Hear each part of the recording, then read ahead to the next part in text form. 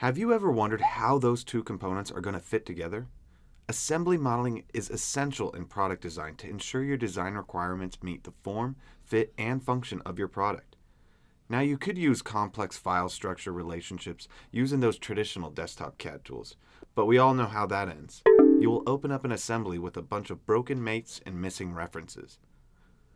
Assembly modeling with Fusion 360 allows users to model with the techniques they are most comfortable with, and it ushers in new assembly modeling techniques that will reduce the amount of time it takes to complete your designs. First, if you worked with contractors or extended teams, you can reference in their design for a bottom-up assembly modeling approach. You can even reference in files from other CAD tools such as Inventor, SOLIDWORKS, STEP, IGES, and so much more. When a design change is made from Fusion or another CAD tool, it will automatically update in Fusion 360. Alternatively, Fusion 360's top-down assembly modeling approach allows you to effectively model components in context of the assembly. You can drive features off of other geometry, which will ensure your components fit together more effectively.